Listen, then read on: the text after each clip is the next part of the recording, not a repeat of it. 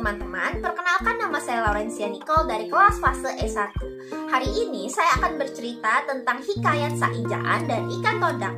Selamat menyaksikan.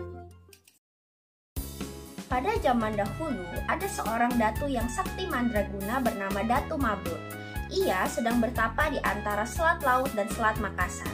Siang malam ia bersamadi di batu karang, dan ia tidak menghiraukan percikan buih, debu ombak, angin, gelombang, dan badai topan yang terus menerpanya.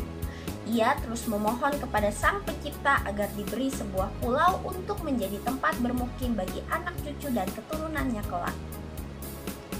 Di hari terakhir pertapaannya, ketika laut tenang, tiba-tiba seekor ikan besar muncul dari permukaan laut dan terbang menyerangnya. Masih dalam keadaan bersamadi, Datu Mabrur menepis serangan mendadak itu, hingga ikan itu terpelanting dan jatuh ke karang. Setelah jatuh ke air, ikan itu menyerang lagi dan kejadian ini terus berulang-ulang. Ternyata di sekeliling karang terdapat ribuan ikan yang telah mengepung dan siap tempur melawannya.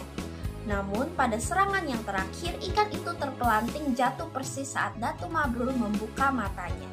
Hai ikan, apa maksudmu mengganggu samadiku? Ikan apa kamu? Aku ikan todak, raja ikan todak yang menguasai perairan ini. Samadimu membuat lautan bergelora. Kami terusik dan aku memutuskan untuk menyerangmu. Tapi engkau memang sakti, Datu Mabrur. Aku takluk. Jadi itu rakyatmu? Ya, Datu.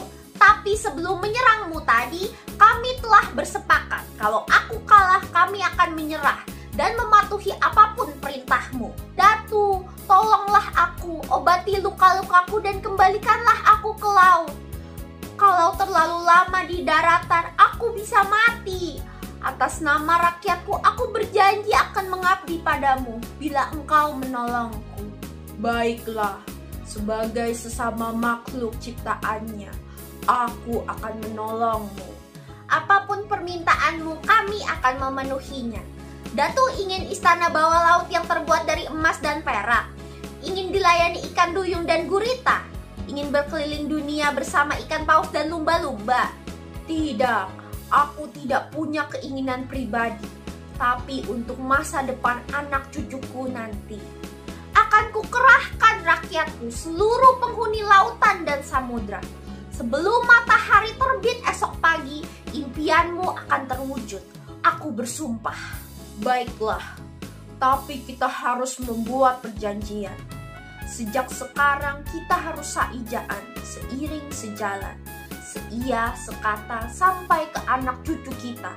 Kita harus rakat mufakat, bantu membantu, bahu membahu. Setuju? Setuju, Datu.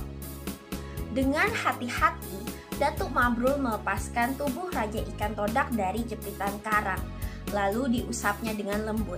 Dan ajaib, dalam sekejap darah dan luka di sekujur tubuh Raja Ikan Todak itu mengering. Ya, langsung mengering seketika.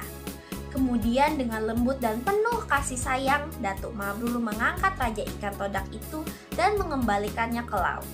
Ribuan ikan yang tadinya mengepung karang kini berenang melompat-lompat bersukaria. Saijaan! Seru Raja Ikan Todak sambil melompat di permukaan laut. Saijaan! Sahut Datu Mabrur. Sebelum batas waktu pertapaannya berakhir, tiba-tiba Datu Mabrur dikejutkan oleh suara gemuruh yang datang dari dasar laut, yang bersamaan dengan timbulnya sebuah daratan dari dasar laut.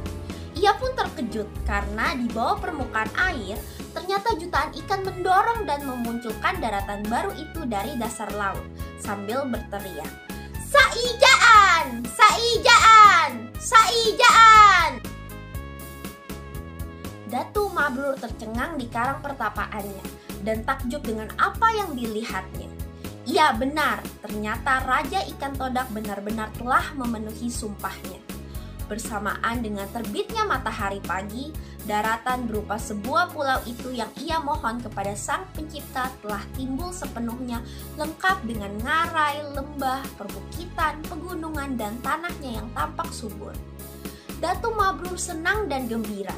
karena impiannya tentang pulau yang akan menjadi tempat tinggal bagi anak cucu dan keturunannya kelak telah menjadi kenyataan dan dikabulkan melalui Raja Ikan Todak.